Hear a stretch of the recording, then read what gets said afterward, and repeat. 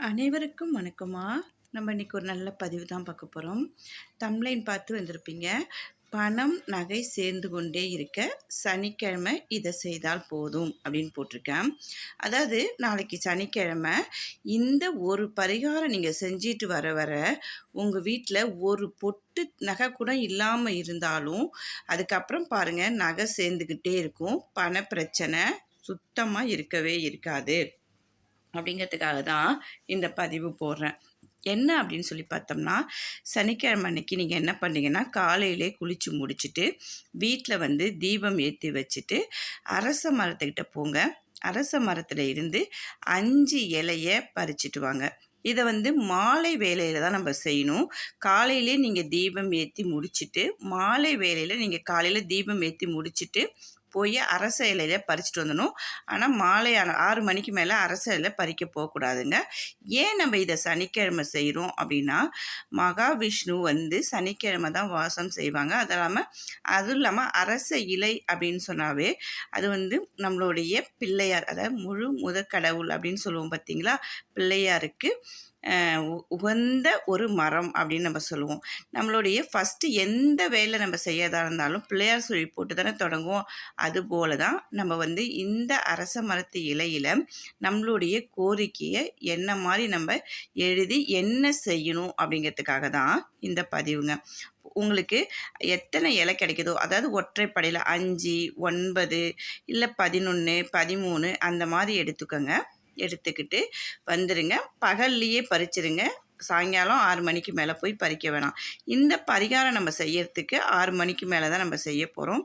என்ன பண்ண போகிறோன்னா, மாலை வேளையில் விளக்கேற்றி வச்சுட்டு உங்களுடைய கோரிக்கைகள் அந்த 5 இலையும் எடுத்துக்கங்க. எடுத்துட்டு உங்களுடைய கோரிக்கைகள் என்ன அப்படிங்கிறத ஒரு பெண்ணை எடுத்து, அதாவது இலை கிழியாமல் கொஞ்சம் சுருக்கமாக, இப்போ பணம் வேணும்னா பணம் வேணும், நகை வேணும்னா நகை வேணும், இல்லை கடன் அடையணும்னா கடன் அடையணும், வேலை கிடைக்கணும்னா வேலை கிடைக்கணும், என்ன உங்களுடைய வேண்டுதலோ சுருக்கமாக எழுதி அந்த எத்தனை இலை எண்ணிக்கை வச்சுருக்கீங்களா, 9, 5, 13 இந்த மாதிரி எத்தனை இலை எண்ணிக்கை வச்சுருக்கீங்களோ அத்தனை இலையிலையும் எழுதி நீங்கள் என்ன பண்ணிங்கன்னா, சுருட்டி ஒரு மஞ்சள் நூலால் சுருட்டி பிள்ளையார் படம், உங்கள் பிள்ளையார் படம் அங்கே இருக்கும்ல வீட்டில், கண்டிப்பாக எல்லார் வீட்லேயும் பிள்ளையார் படம் இருக்குது, அங்கே வச்சிடணும்.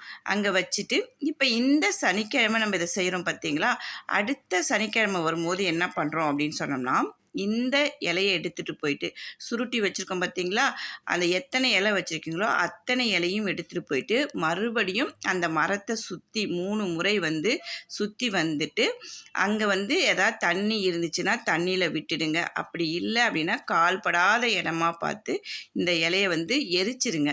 எரிச்சிட்டு வந்துடுங்க. திருப்பி அதே போல் மறுபடியும் இலையை பறிச்சுட்டு வந்துடுங்க. இந்த மாதிரி நீங்கள் ஒவ்வொரு வாரமும் சனிக்கிழமை செய்யும்போது உங்கள்கிட்ட நல்ல மாற்றங்கள் வருங்க.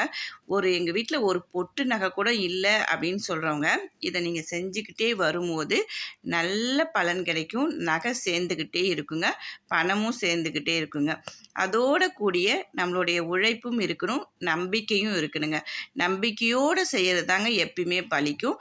நம்பிக்கை இல்லாமல் செய்கிற எந்த காரியமும் நமக்கு நல்ல பலனை கொடுக்கவே கொடுக்காதுங்க. நமக்கு அது வெற்றியவே தராது. அப்போ நம்ம என்ன பண்ணணும், நம்பிக்கையோடு நம்ம எல்லா விஷயத்தையும் செய்யணும். கடவுள்கிட்ட முழுசாக ஒப்படைச்சிட்டு என்னுடைய பிரச்சனையை நீங்கள் தான் தீர்த்து வைக்கணும் அப்படின்னு சொல்லிட்டு ஒப்படைச்சிட்டு நீங்கள் என்ன பண்ண உங்களுடைய வேலையை தொடங்கணும்.